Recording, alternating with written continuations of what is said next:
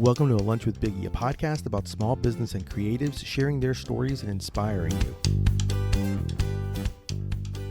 My guests today are bringing the Cuban flavor they grew up with and putting their gnarly twist to it. Please welcome the owners of Gnarly Cuban, Marley and Nina. What's going on, ladies? Hola, hola. Hola, hola. How are you? I'm doing good. I'm glad I got a chance to get to sit down and have lunch with both of you today. Honestly, I'm happy to have a chance to sit down and think of lunch too. Yeah, right? Because sometimes you don't have time to have lunch. That is correct. And speaking of that, what is your favorite sandwich or lunch? What do you guys? What's your go-to? Okay, so I definitely was like, when I heard that you asked that, I was like, okay, I need to know my favorite sandwich. And then I was like, I'm going to say a hot dog just for the hell of it. But we all know how you feel about the hot dog. Wow. And then I was like, I'm going... It's coming at me hard. We're just starting off really nicely here. Starting off good. I'm going to go with either a croqueta preparada. Okay. Or a club sandwich. I have like a Cuban and I have like an American. Okay. You know? Nina, what about you? For me, I really enjoy like a good everything bagel, and I used to get an everything bagel with cheese with a slice of tomato on the inside. Oh, nice. It's okay. so good. And is the tomato, and we're going to go back to the propeta, don't worry about that. Is the tomato seasoned? Like, just like a red sliced tomato. I don't know if it's seasoned, okay. I guess. I'm just kind of curious because I know sometimes, like, I don't know, I've started now to the point where I do, like, when I do tomato, like a BLT, like I put a little salt, a little pepper. You got to season that. Everything's got to get some seasoning up in there. Yeah, everything. I think now that you're like an adult and you have a choice, you're like, I'm going to spice it up a little bit. Gotta live sodium any other time. I got to live. So, okay, first, tell people a little bit of what a croqueta preparada is.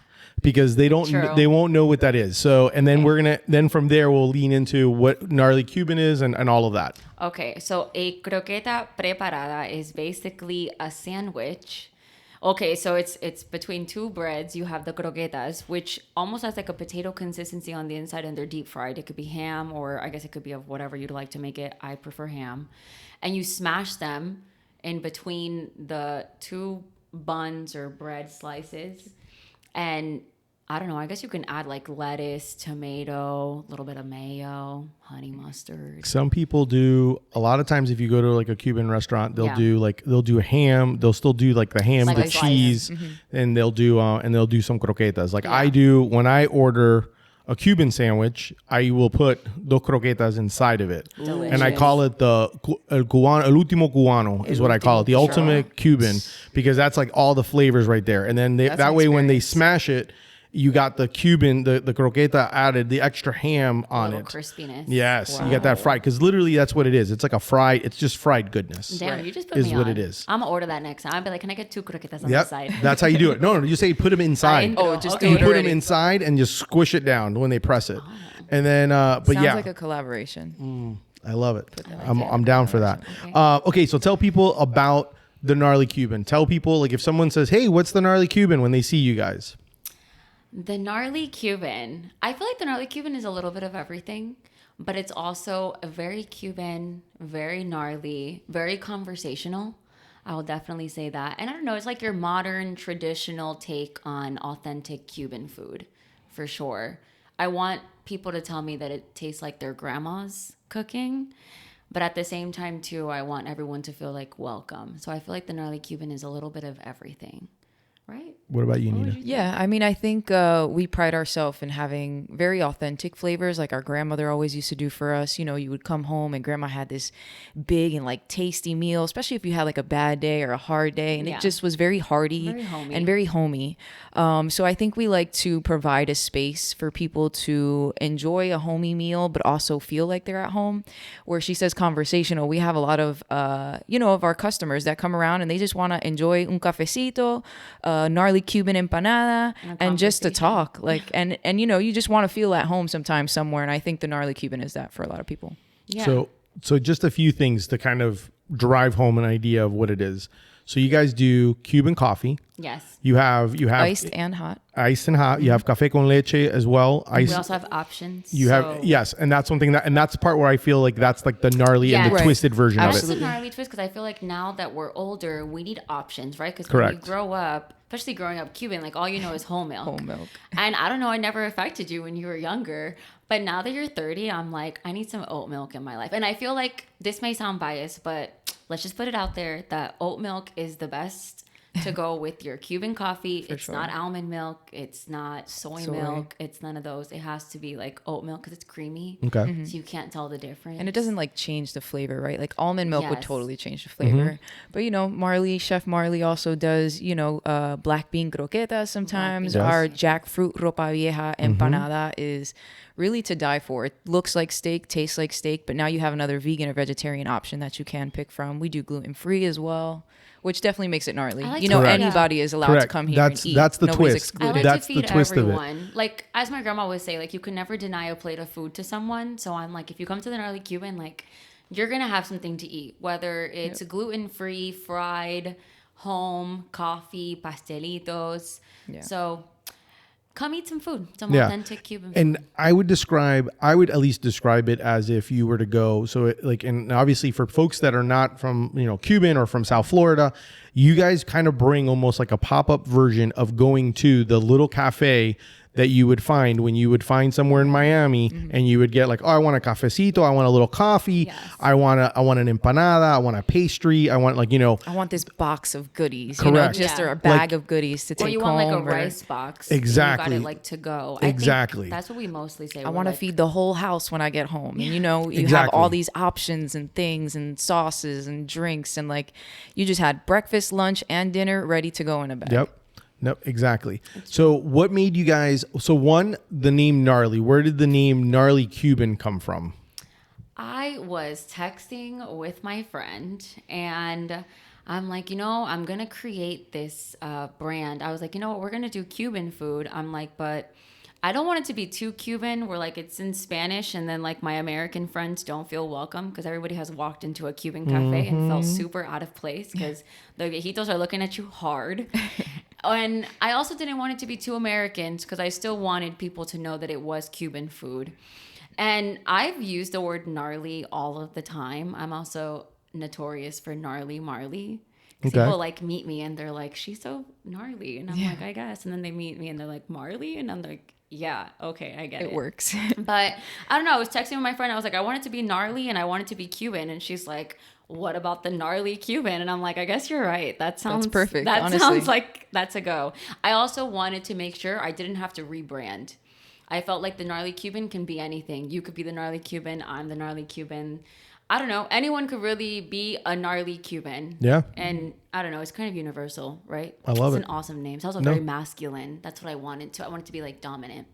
Okay. People thought we were men. Yeah, at first, people they would come to the pop-up and they would assume that they're men like, would be behind the table. Oh, really? They're like, oh, or your family members own this, and we're like, what? No, we're old enough to have this ourselves. Like this is totally ours. And I've had conversations and they're like, wow, I was expecting to speak to a man. And I'm like, seriously? Well, here I am. I'm dominating, right? Here's where it is. One of the questions that I do love the fact that you do provide the whole options of the idea of the gluten-free and the vegan options, because I do think that it gives people who are gluten-free or vegan the option to actually be able to try those flavors. Yep. And also, obviously, it's very, super popular. I think I don't know if you saw the food truck race most recently. Oh, we did. The girls that won. So our favorite. Shout out Señorita. Yeah, we want to go out there just to go try some of her food because we loved watching her, succeed. And it was just a truck full of women, so it was really cool to see when, we kind of go through some of the similar struggles and stuff like that too. It was nice to see too, like how many handmade things go into doing Cuban food. Not saying that other cuisines don't do handmade things, but I guess like, I don't know, being Cuban, you never ate anything frozen growing up. Like your grandma was making everything from scratch. And I think also just educating people on knowing that just because it's Latin doesn't mean it can't be healthy, right? Because some people just assume Latin food is always going to be fried. I can't eat here because everything has pork. And that's actually false because a lot of the things that we make, yuca and mojo, that's vegan. Rice and gluten-free. It's also vegan and gluten-free. So I think I like to have good vegan options as well because I feel like I like to prove a point. I like people to be like, wow, I can't believe I just ate this ropa vieja and I didn't even know it was jackfruit, because you look at it and you're like, did you just give me meat? And I'm like, no. It's vegan, but it's delicious. It has sofrito y sabor. Oh, I love it. You talk a lot about the idea of of grandmas and family, and I grew up the same way being Cuban, and so I'm curious because I've cooked with my family before. I've cooked with my abuelita. Well, I saw my abuelita cook, and I've also cooked with my mom. Right. How the heck did you guys figure out recipes? Because when you cook with them, they don't cook with, oh, it's half a cup of this and it's that. It's un poquitico de esto. Oh, no. Add a little more here. Right, and then you're like, well, how do you write that down? Right. So how did you guys like come up with like the recipes? Obviously, I know they were inspired, but like, how did you come up with like the foundation part of the recipe of like the picadillo and stuff like that, or a pastelitos and stuff like that? I will say that I was always in the kitchen watching my grandmother cook. I also spent a lot of time with my grandmother. I do all of the cooking. So I think for me, it was just knowing that eventually I wasn't going to have someone to make all of the things that were my favorite. And I'm like, okay. And I remember every single scent in my house. So I work off of like my other senses as opposed to tasting things, because I'm like, damn, I cook all day. So like me tasting things, I'm like, I don't want to eat any of these things. Correct. But I can smell them, and they remind me of like the best memory of being in the kitchen with her. So my recipes, actually, I didn't have any culinary experience or anything. But I always knew what it smelled like. And I don't know, I was always curious to know, like, how does she make all these things? And like, how is it all by hand? And how is it always ready by 2:00 when I get home from school? How do I have this like plate of food? Perfect. And now I kind of cook by scent. I feel like I add flavor, and I think I also cook with a lot of love. I will say I feel like love is such a key in just food, but Cuban cuisine especially, because we cook with so much passion. It's also one of the things that people take for granted, food, the most. And I don't know, but when you're from Cuba, you don't get to eat, you don't get to eat pizza in Cuba. Something as simple as pizza, you know? And I feel like I appreciate food a lot more than most people, in my opinion. I feel like people are like, wow, food is so good. But I'm like, wow, food is like a staple. Like, you need food. And I don't know, food brings people together. So I think my recipes definitely come from love and just scent. I like to smell things, and I feel like that smells just right. My grandma doesn't share her recipes with me. She won't, because she says that I'm going to have to hire people, and I'm going to give them the recipes, and then they're going to take them, and what is she going to do?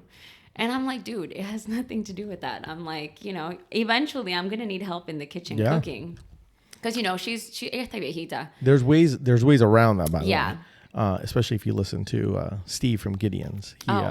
Okay. That's some interesting. He's like next level, where like NDAs are signed and things like that. It's pretty intense. I think I definitely want to go into that, but I guess like it's always like a fine line between like telling someone like, hey, I don't trust you, but I trust you enough to be here, So I guess just finding like the good wording to be like, this is mine, but it could be yours, but it's ours. What he actually does is he uses companies for like the mixes of things, and they're done in like parts. Right. So only one place does this part, and then this, and then you just separate everything, and then you put just it together. Literally add, like, you're adding eggs and you're adding this, and then that's it. That's it. That's awesome. So like the recipes are his. Like when he dies, that's it. No one gets Gideon cookies. So that's it. It's over. What favorite Cuban food? What's like your favorite? Like what's your go-to? I'll go with like favorite. Because obviously that's a very generic question. But and the reason I'm doing is generic because sometimes you can just be as simple as a croqueta, and that's all you want. Yeah. So do you guys have a favorite? Like always, like I'm always getting this, or like if you go to if you go to your grandmother's and you're gonna eat at your family's, and you're like and they say, ¿Qué quieres comer? What do you want to eat? What's like your go-to that you usually have? My go-to is fricassé de pollo. Okay. Which is basically a chicken stew. Chicken fricassé. Yeah, chicken fricassé. And it has potatoes, olives, carrots, super seasoned with some white rice and some green fried plantains, some tostones. A1. Oh, and like a green tomato on the side. Okay. Because that was like the Cuban salad. A green tomato with like some olive oil, some vinegar and salt, but like... Or aguacate. Aguacate, yes. Which is avocado, just basically chopped up avocado with a little bit of oil and salt, and that's it. Call it a day. Nina, what you got? What's yours? Mine is honestly like black beans. If they're from your grandmother, you know that like that's the only place you can get them to taste like that is at grandma's house. So like me, I can have a nice bowl of like black beans with a little bit of rice, a little bit of cilantro, and some white onion. onions, and I am ready to go. And I guess Always it's has that I guess we flavor. never realized that those were like vegetarian options too. Yeah. Yeah. And then I know you We've said been vegan forever, Yeah, I guess so. We just never knew it. And then also like a good carne con papa, which is pretty much the same as the fricassé de pollo, but it's a beef stew with potatoes, with olives, a lot of juices. It's very warm and hearty I love for something sure. saucy with some white rice Mm-hmm. and a banana. Yeah, because then you can grab the sauce and you sauce, put it put on it right the on top. rice. Yeah, and on the food. Qué Oh, rico. yeah. I was gonna say either tostones or a banana. Like everyone should try that. Oh, just If like a you regular guys- yellow banana. And then slice. I do like little Has slices. to be We sliced. were gonna yeah. bring those to like our pop-ups, but I was like, I'm not sure if We have to people really convince understand people. that idea just yet. So And also, like, I don't know, bananas go bad quickly. Like, how many bananas can I eat? Although Right. banana bread. Yeah, you could do You know? banana bread. true.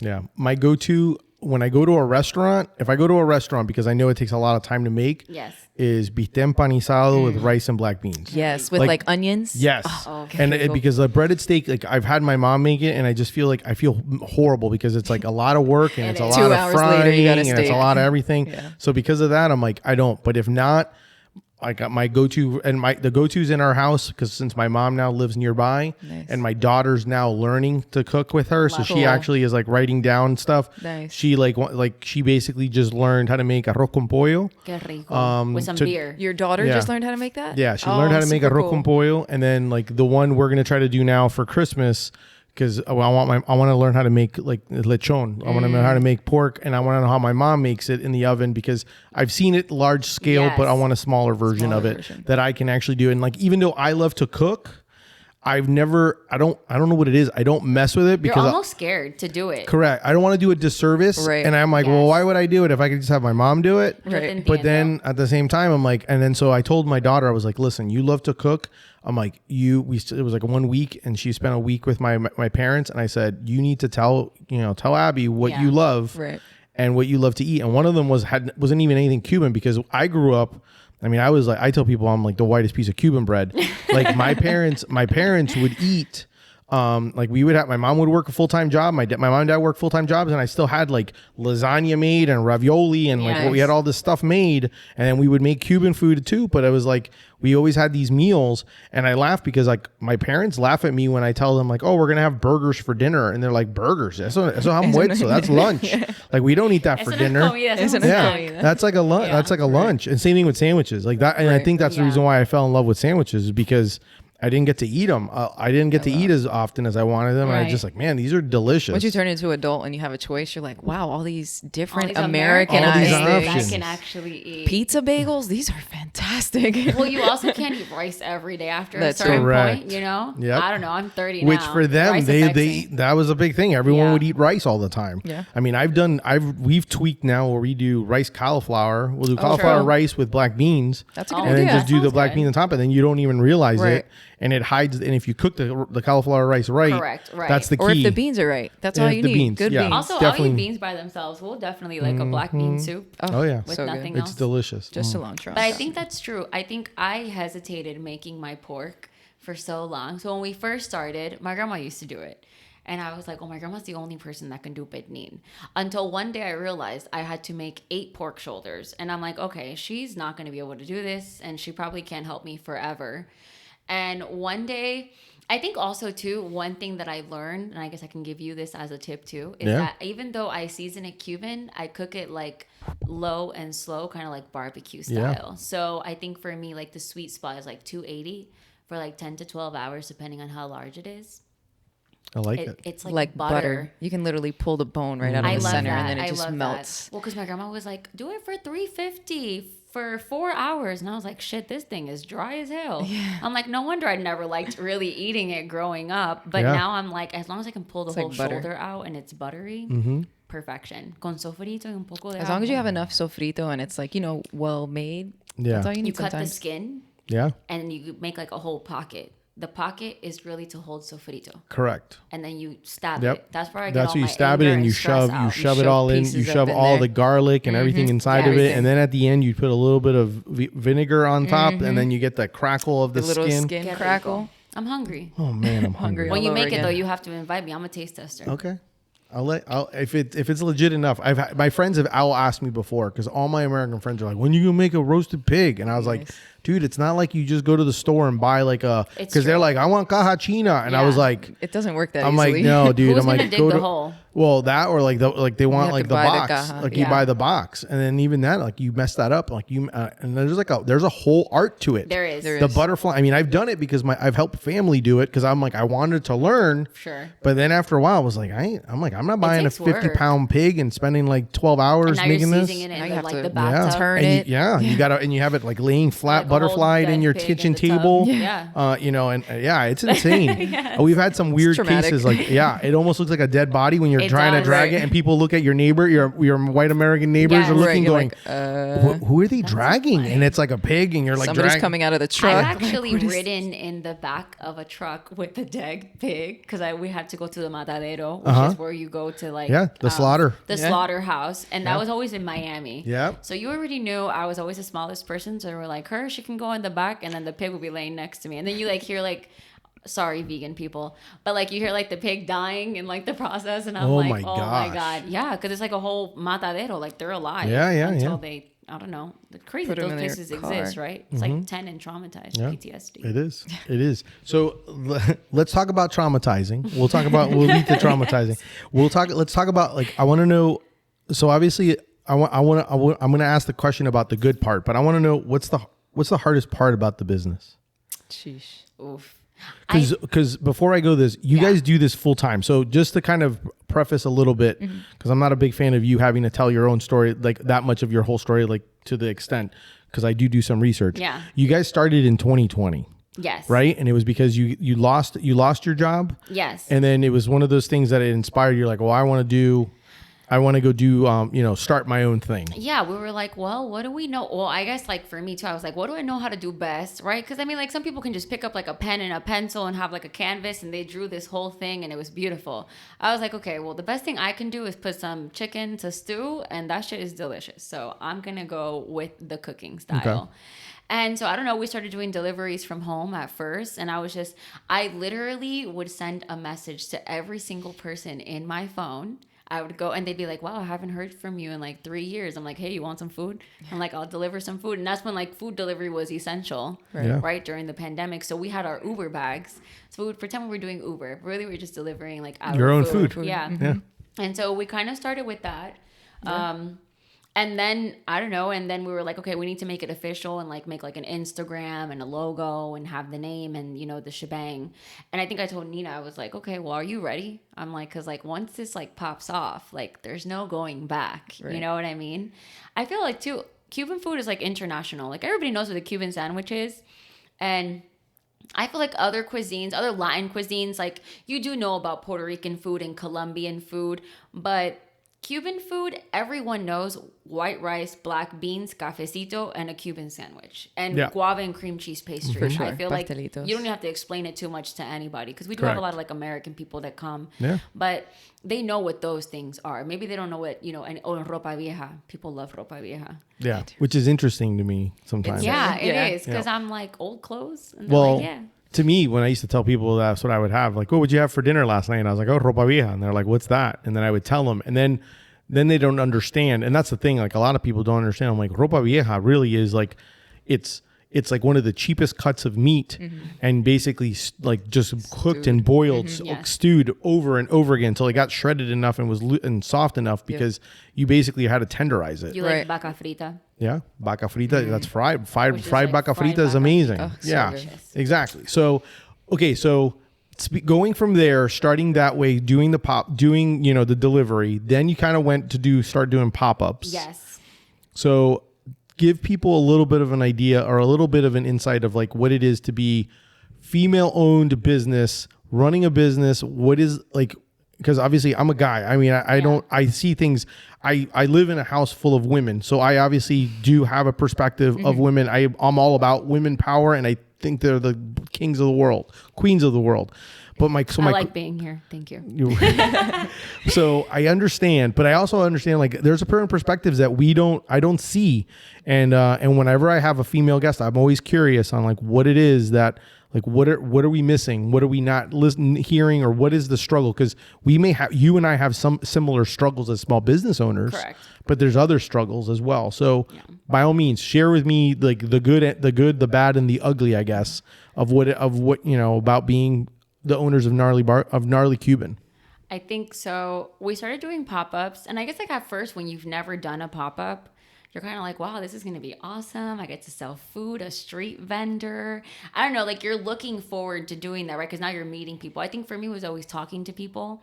Everybody always knows that I talk a lot. Like if you've met me, I talk for hours. And it was nice because now I can actually use that skill to my own, I don't know, like selfish, as you would say, right? Because now I'm selfish with it. Like I love talking to people, and I'm like, if I can talk to every single person that I feed, I would love to do that. And so we started doing pop-ups, which now we're like at pop-up 220. Yeah, So we've done like 220 pop-ups. That doesn't even count like caterings. And that's since when of 2020? When did you guys start doing pop-ups? That was like the first pop-up I think was September. So it was closer to the end of September. Okay. Yeah. So we were delivering to our friends, and then we did one pop-up, and we're like, oh, like, let's get this out to the masses, right? Because that's a good way of just, sharing the brand and sharing the food. And then now we can get other people besides our contacts to eat. And so now we're like, oh, and that's when, COVID started lifting a little bit more, and they were starting to do more markets, and the breweries were opening and stuff like that. When we first started, it was kind of normal to see like maybe like 25 people, 30 people. So it was very small. So I think it was a good way to start a business, because even though we were doing pop-ups, it wasn't as busy as we are now. The first pop-up we ever did, it took an hour and 45 minutes to set up. We used to bring 4 tables. We used to have aluminum warmers and the sternos, and we really were just like, wow, like this is crazy. This is going to take forever every single time. And then because you guys, before you go, just to kind of preface as part of this, sorry to interrupt, like you guys have to fry and cook all these things because everything is fresh. So you have to kind of figure out, and that's always a hard part when you're cooking anything is like, well, how do I get everything going and how do I keep it? Because you got like, there's certain things you want, qualities that you want when you're eating, Cuban stuff. You want that a little bit of crisp, and things like that. Yeah. Well, we've also as we've grown and gone through our markets, we've realized that, we do want our quality to be high quality. We want you to bite into that empanada and you get the crispiness and you get like the softness as well on the inside, but the heat. So, we have gone, our first couple pop-ups, we had sternos that had the water underneath, you had to burn the fire.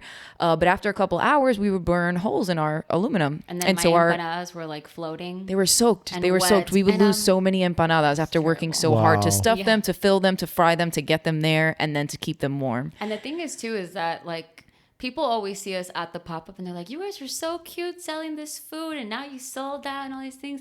And I'm like, dude, yeah, but like we just worked 8 hours to get here, right? Because if I think now we can fry like at least like 100 to like 120 an hour. When we first started, we also started with an air fryer. And so we used to air fry, and it had 3 shelves.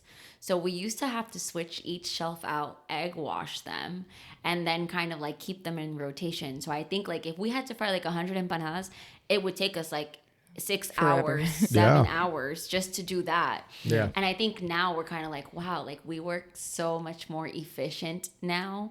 Because, now we're like, okay, well, instead of having one fryer, like an air fryer, we need like 2 fryers going. And now we can do like, a gluten-free fryer. And then we can have like one. That's another thing too. Like, I don't know if that's like being Cuban, but I'm very OCD about those things. So like, she's like, oh my God, we're going to change the oil again. And I'm like, we have to change it. She's like, but it's hot. And I'm like, I don't know. Then okay, like we're going to have to like burn ourselves at this point. But I think just overall doing pop-ups, I'm going to say the biggest struggle is getting there and leaving. But like selling the food is easy because that's what we're there for. I think whenever I get to a pop-up, like I'm like, good morning, guys. How are you? And I'm there to sell. Like at that point, like don't talk to me about anything else besides like the Gnarly Cuban. Las pilas están ponte las pilas, someone would say. Like you got to put your battery pack on and you just got to sell it. And I think the worst is washing the dishes after and just getting there because obviously we do already bring everything ready from our commissary kitchen. So we're frying early. And because because we want to be a quick service. So, you know, maybe you're waiting for somebody else 45 minutes, but I mean, that works to my advantage where now you can get an empanada maybe while you're waiting. Yeah. Because you guys have it set up, which is what I love. You have like the stand the warmer stand where it's like that's my baby. Very like in like a regular traditional bakery where you get to see it. Right. And you can be like, oh, I want that. And you get to point at it and you guys take it and it's nice and warm and you get to eat it right there. And then that's the beauty of it, which I absolutely love doing. And yes, I can only imagine because I hate loading and unloading and all that. And I hate even more unloading. I can't even imagine unloading and then having to also wash. And also playing Tetris, right? I mean, it's like like she said, the pop-up part is pretty much the easiest part, right? Like selling your food, because now you've, you know, put so much hard work into it and you're like, dude, I know that this is the best food, or, you know, Cuban food in Orlando that you're going to find. And I say that because, you know, we work so hard just to get it here and, you know, to make sure that the flavors are right. But everything that goes around that is probably the hardest part for sure. Yeah. Getting there. And we've gotten more efficient, of course. You know, we learn after doing so many pop-ups, and, you know, pop-ups change for everybody. The markets are different. It can rain today. It can be 95 degrees tomorrow. It can be extra windy. Weather. So you do have to prepare for those things and be ready for those things too. How often are you guys, since you guys do this full time, how many markets are you usually trying to do? Because obviously there's markets during the week, there's markets on the weekend. Yeah. So like how have you created, I guess we'll go with, how many markets are you usually doing? Like, do you guys have like a certain number? You're like, hey, we want to do this many markets. And then how do you find that balance? Because, you know, obviously no one wants to work for the man, but when you're working for yourself, you're also going nonstop and working more hours. So how do you find that? Like, what's the time? Like, how do you find time for yourselves, you know, as individuals, as a couple? And, you know, like, how do you guys find that like time where, I mean, because obviously I know you're spending quality time when you're working together, but that's also work. Yeah, it's not like your typical it's also quality pretty difficult time too. either, of course. right? Yeah. Because even though like some people are like, I love cooking with other people in the kitchen, that's like fake news. No one actually likes cooking with anyone else. That's not true. Because you have to find a balance, right? Because like I love cooking, but Nina doesn't love cooking, right? Like she likes doing more like the background things and stuff. But obviously like it's a 2-man band. So I'm like, you know, until we get to hire some people, like this is what we're doing for now. But I think now we're a little bit better at like getting our time correct, or kind of like balancing our time. Because at first we were just like work. And then I don't know, but sometimes you're prepping before a market at like 3:00 in the morning. We don't have those problems anymore because I'm like, it's just not sustainable to be up at 3 in the morning. Like, why the hell am I doing this at 3 in the morning? So I think one of the best things that we learned was not to procrastinate. And like mainly me, right? Because unless I cook anything, she can't stuff the empanadas. So I'm leaving her at a disadvantage where we're both like, okay, well, we hate doing this because it's 3:00 in the morning. Mm-hmm. So, you know, becoming more efficient actually makes us love it more, because now I can be like, okay, now we have a routine. Like this is production day. This is accounting day. So I think having like a routine has helped a lot, but also just thinking ahead, right? Like, I don't know. No one ever thinks about like, we have to predict how much to bring to every market because I want to sell out. So I actually keep sheets of every single thing that I bring to every market. I put what time we sold out. I put what time I started selling food. I put like how many units of everything I brought. And I think keeping those things as like a small business owner, which helps a lot of people. And I know it's very tedious, but knowing your numbers and knowing what you do at every market is so important, because you don't want to go to a market over and over again where you're kind of like, damn, I just made $15. Yeah. Right? Because I mean, no one's going to live off of $15. Is that something that you learned from someone else, or is that something that you just kind of were like, hey, you know, I think are you kind of data driven as an individual? So I am data driven, but like to your point, I'm very old school. I love notebooks. I love writing things down. I like making notes to myself. But I also realized that eventually I'm going to have to share this information with other people. So now I've moved on to like sheets. And now I also understand too, in order to scale the business, I need to have something that I can share with other people, right? Because I can't keep all this information to myself, because it doesn't do me justice. Like, I'm really just setting myself up for failure if I can't explain, or, you know, I can't go back to my notebook and be like, hey guys, can you read this? You know, because they're going to be like, girl, this looks terrible, you know? So I think having like the sheets has helped us. And I don't know, I think I think in general, because we do it full time, when we first started, we used to say yes to everything. So I just wanted to be there and I wanted to feed people. But now I'm kind of like, okay, we need to pick our battles because we do make everything by hand. So before, if someone were to hit me up and be like, hey, can you do a catering tomorrow? I'd be like, yeah, I'll be there. But then now I'm tired. And now I just like, I don't know, we're exhausted. So I think on average, we try to do at least like 10 markets. It's like average, it's like 10 markets a month. Yeah, a month. And then we also do like caterings in between. And then we also use the time in between to prep. Right. We try to do a lot of more caterings too, because caterings obviously like it's secured. Like you've secured the bag with a catering because, you know, they've paid you, you delivered it, y ya. That's it. Yeah. Nos vemos. See you soon. That's it. I love that. No, I think that's great that you guys, that's how you guys have figured it out, because I always try to figure out like because I obviously I have a full-time job. So like when I do it, it's like I try to figure out what markets do I want to do and not do. I'm always mesmerized by food vendors, even like perfect, like Black Magic, great example, like certain numbers of like, what is your number to have? Because sometimes you're like, well, how much is too much? Right. Yeah. And how much is too little? Because God forbid you then sell out 2 hours into an event. And then you're like, well, you want to maximize on your time there too, right? Because you're only selling yourself short if I only sold for 2 hours as opposed to selling for 6 hours or something like that. Exactly. Yeah. And that's always kind of the hard part when it comes to it. When you started talking about numbers and like the units sold and everything, it brought me back to, I don't know why, one day I was at a la carte and I heard the Swedish truck. Yeah. And she used to, because she's a powerhouse. She's a firecracker. Yeah. She would remember, I will never forget it, because I think I was selling at the a la carte for just some randomness, and I was talking with her and she goes, on this day last year, it was 87 it was this temperature. And I was like, and that's how I know, because that's how I figure out when I go to an event. That's why I know like how well was the event received, how was the temperature. I mean, the weather, especially in Florida, it will definitely change that day, that market, that month. I want to say, especially like in the summer, and you can ask a lot of pop-ups and food pop-ups specifically. That's usually a slow month for us, because you can come with all this food and all of a sudden here comes the torrential downpour. And that's it. And that's it, because people are going to stay home. If you're listening to this and you do pop-ups over the summer and it rains, get yourself some pool noodles. I know you guys have seen our tent sometimes, and I know it looks crazy, but the pool noodles keeps it from like booing, like buckling, so we put a pool noodle in each corner so that it doesn't kind of hold water. The water doesn't like kind of pool together. We've lost like I think we're on our fourth or fifth tent. 4. Yeah, and it's because of that, because the rain comes down, and once it starts coming down too fast, it's just so much weight, and we've had them collapse right on top of the food, and now you're like, save the case, the case. Right, and I'm like, my job is outside, so what am I going to do? Just not do pop-ups? I live in Florida, so I know it's going to rain. You have to come up with solutions, really. So. And we're Cuban, so we come up with solutions. You know, we're engineers at heart. Engineers at heart. And if you don't know what that is, go Google amazing engineering of how people from Cuba come to the United States. Honestly, because they definitely do some interesting stuff. They sure do. What do you? Just out of curiosity, when you're not doing food, what do you guys do for fun?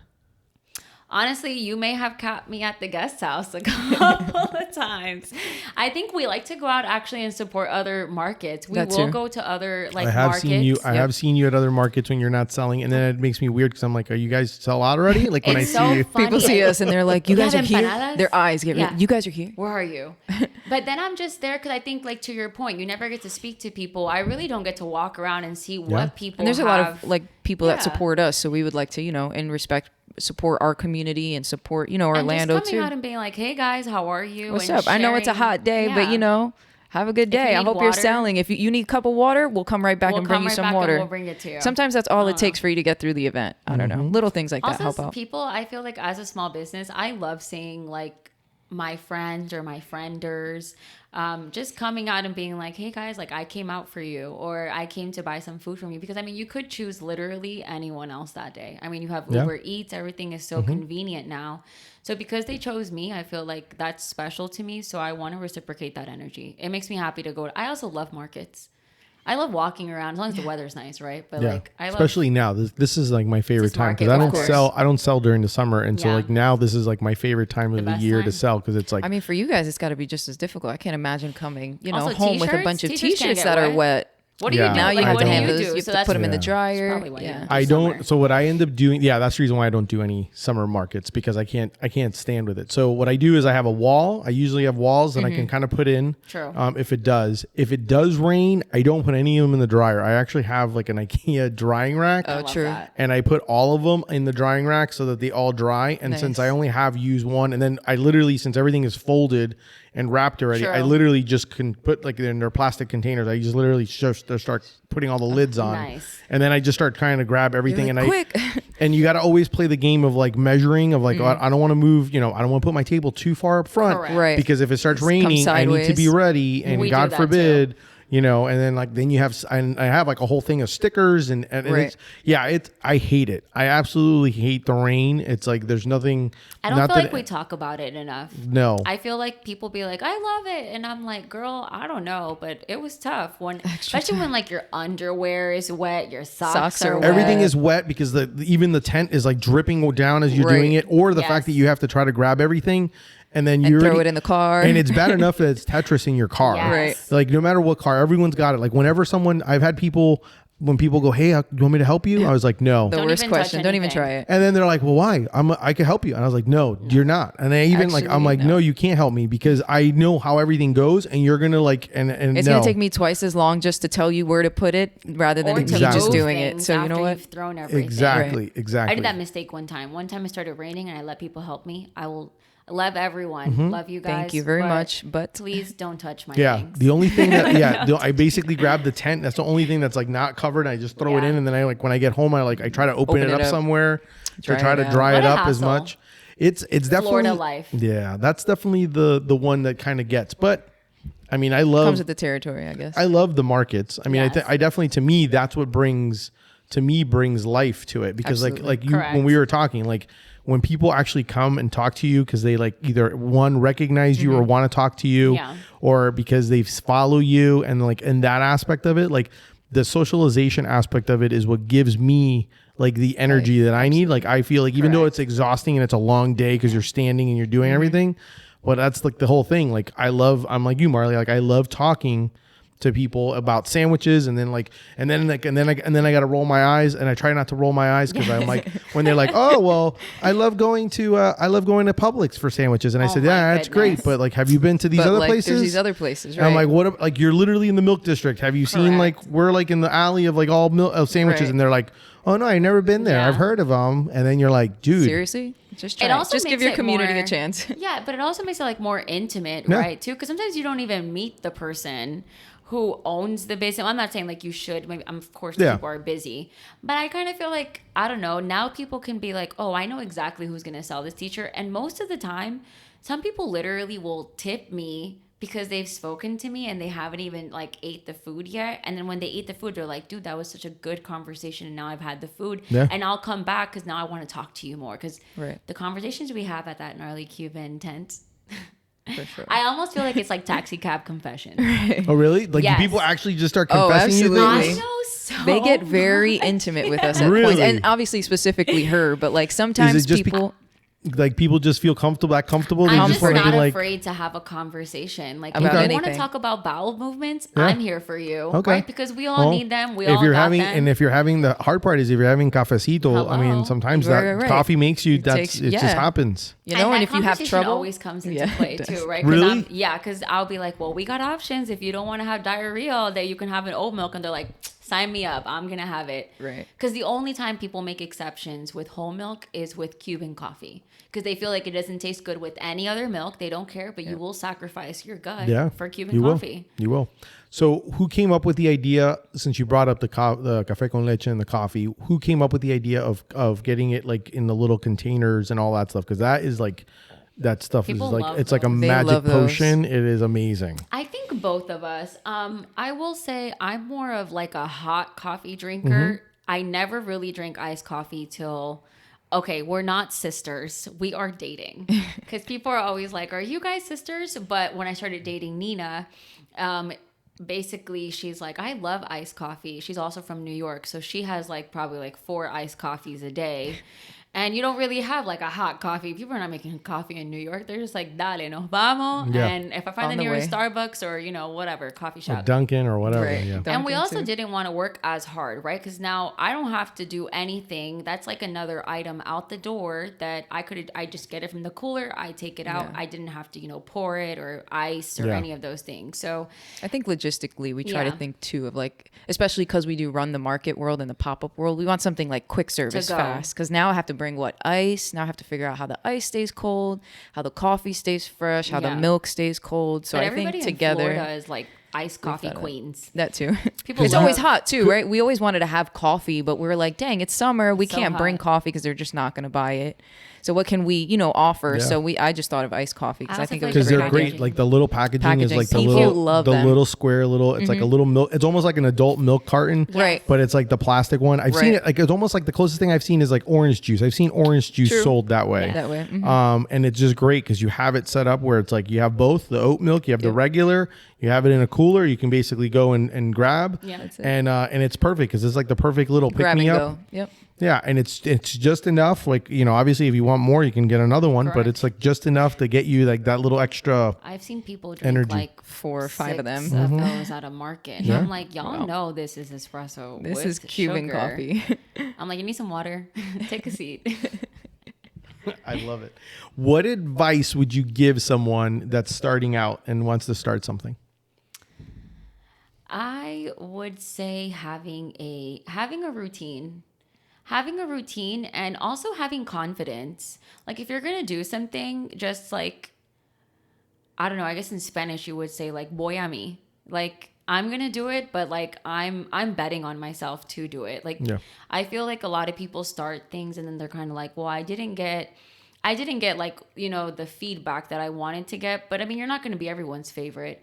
Even till this day, we're not everyone's favorite. Like I'm not the most popular bitch in town, but you know what? I love what I do.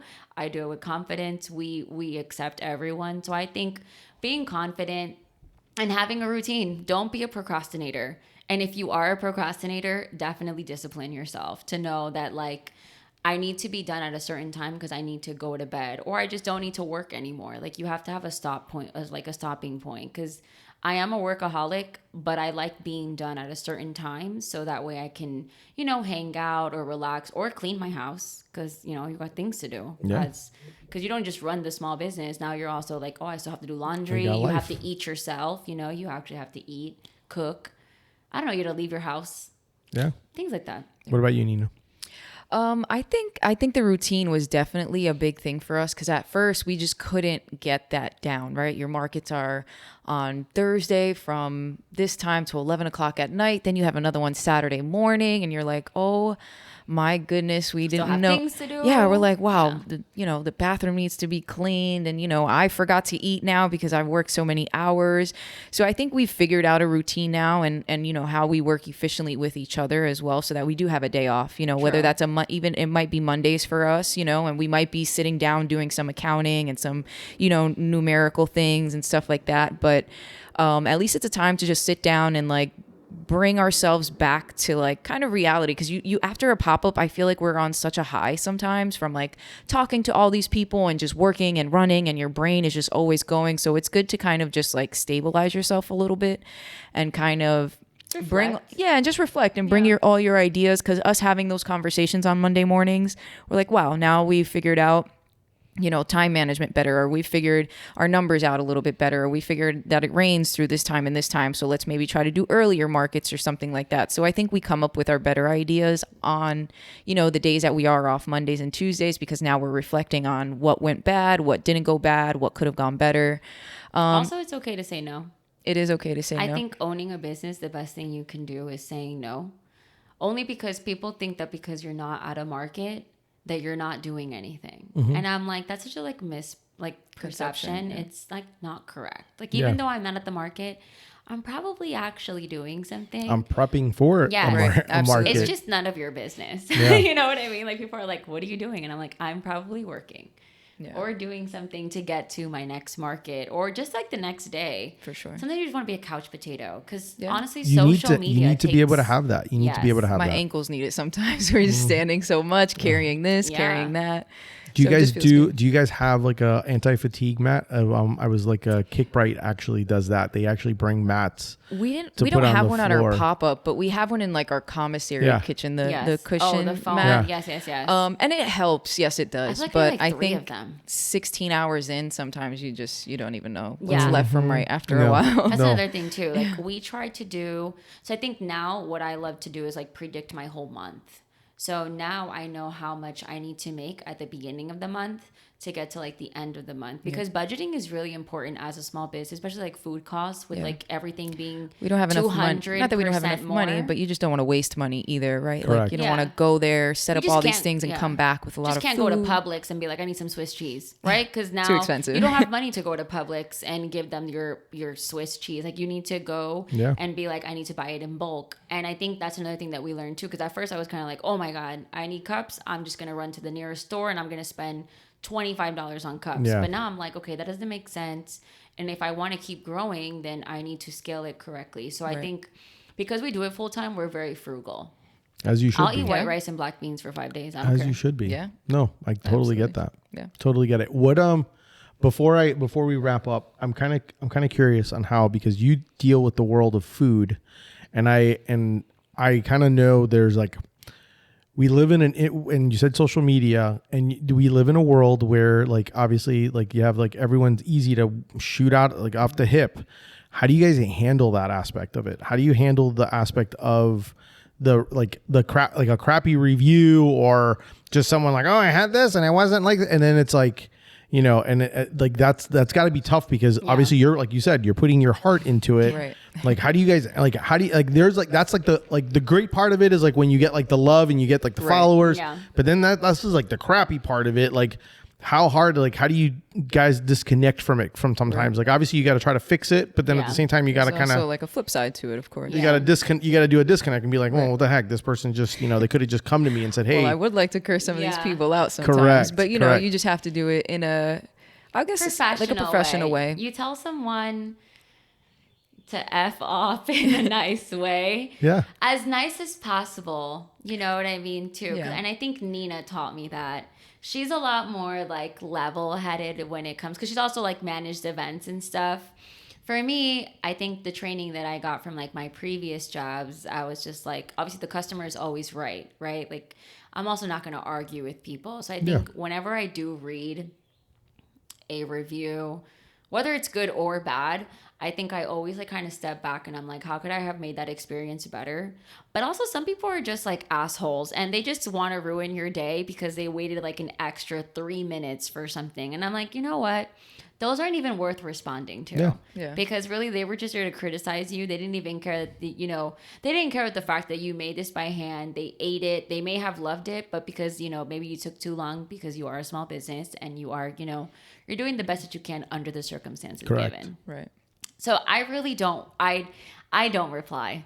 I don't. Yeah, I, we just you pay them mine, but with a little salt, a little grain of rice or something. You just can't take it too much to the heart. But sometimes we do mess up, so Correct. we can't say we don't. Yeah, And yeah. we try to move forward with that, and we try to learn from that experience. And or so I'll what be she like, said, yeah, or if not, I'll be like, hey, like, I'm so sorry about your experience. I'll offer you a refund and I hope you give us another chance. Also, Square gives you that response already.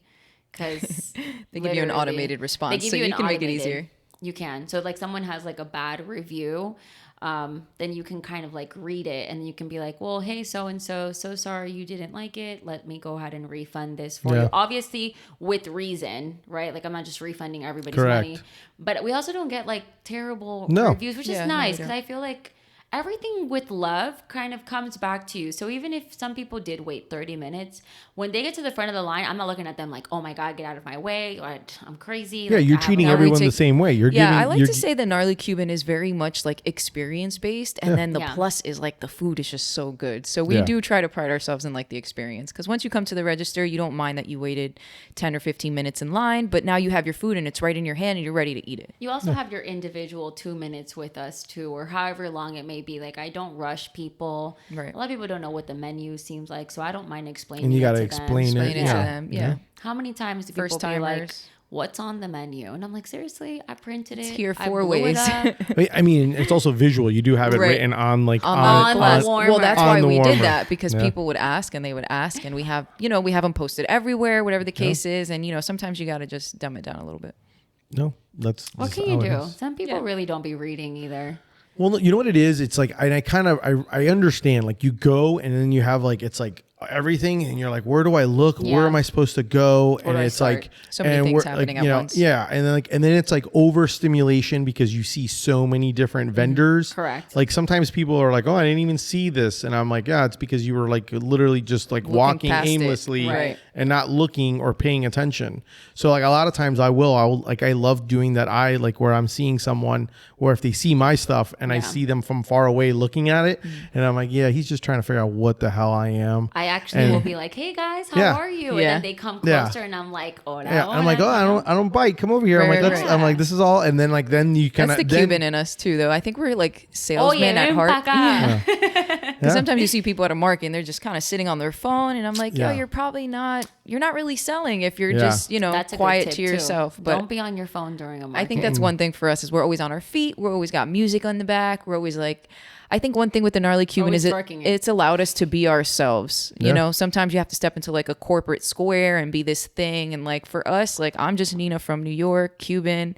This is Marley. You know what I mean? Like you know who you're getting when you come to the front, and you're just getting us too. I do love the Gnarly Cuban. Yeah, for sure. Now that I think I always sit there and I'm like, how cool is the Gnarly Cuban? Only because I don't know, our families didn't have as many opportunities as we have now. So I think going back to even that question, now that I like think of it some more, I think my most favorite thing about the Gnarly Cuban is being first generation Cuban women.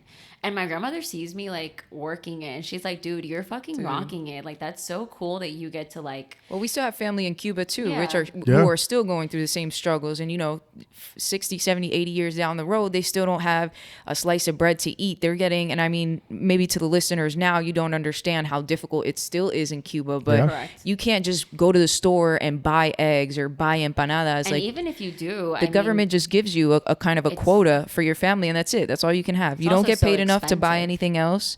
You don't have a job that's paying you more than $20 a month usually, which sounds crazy to some people, but now you have to choose between your medication maybe and like food. So for us, I think we're very proud in being able to have this opportunity and maybe provide it to others. Maybe there's some people that'll need a job eventually when we have the space to give it to them and stuff. So it's pretty cool. It's my favorite. I love the fact that you celebrate it, because I think we tend to forget or celebrate like our accomplishments. We're really bad. I think we're kind of, at least I tend to sometimes be bad at we it. totally And are. It's like a forced reminder of like, hey, look at what I've accomplished and what I've done. And I think a lot of people do forget about like the whole idea of like how things are in Cuba, because obviously when they go visit, they're visiting the luxury places. tourism. They're not Dude, seeing. we had a customer that was so upset. They went to Cuba and there wasn't any food. He said they didn't have steak, They they didn't didn't have have- shrimp, they didn't have rice. And I was was looking like- at him and I'm like, honestly, And obviously you sir, want to say everything in Yeah. your like in the back of your head. You're like, wow, I wish you were just, because you can bring a cruise there and you can jump on the cruise, you can jump off the cruise, you could do your thing, and you can get back on the boat and you can come But here. you don't think about the people that that live have to there like and watch stay you get there. on a boat, and I don't know. It's just obviously we understand because we understand the differences that they struggle through, but like some people don't understand that we have it so easy here, and I think we humble ourselves with Yeah. that for sure. But I think even that, like, sometimes you don't have to humble yourself because of your accomplishments. Because if you don't celebrate them, who else is going to else is gonna celebrate them celebrate for it? you? Because a lot of people will look at you and be like, wow, you're so successful. But they don't really know how long it's taking you to be this successful or How all much the hard little work. How much work you put into it. Yeah, How much all the sweat, little things tears, that comes to it, right? Because sometimes your car doesn't work. Like, you can't just call your mom and be like, hey, mom, can I borrow your car? Like, no, now I got to rent a U-Haul. Or, I don't know, like, you get to a pop-up and the power that you thought you were going to have, you don't have the power. So now you're like, damn, like, what do I do now that I up don't with have a solution. power? Yep. So there's a lot of things that you don't call other people for. So people just see and they're like, wow, you're so successful. But I mean, you're not calling them every time you have a problem and being like, hey, can you solve it for me? Like, you as a small business, like, you have to solve your own problems. Yep. Because you also don't have like, I don't know, $50,000 waiting for you to make a mistake. Correct, that you can fix or use use as a Band-Aid. You have a lot more to lose, I feel like, as a small business owner. Yeah. But also a lot more to gain too, Yeah. right? Like now your back's against the wall. Now you just got to make it happen.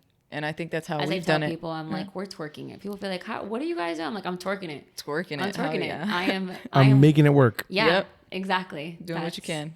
That's all you can do. Yeah. Well, the best thing I heard at the beginning of the pandemic, and we've taken that and like ran with it, was you're doing the best that you can under the circumstances given. It's all you can do. Yeah. What are you gonna do? But as long as you're doing the best you can. Right. Like continue doing the best that you can. I love With it. good intention. Yeah. I love it. This is a good way. So how can people follow you, and where can people eat your food? So you can follow us on all social media handle. It's the Gnarly Cuban, and Gnarly is spelled Gnarly.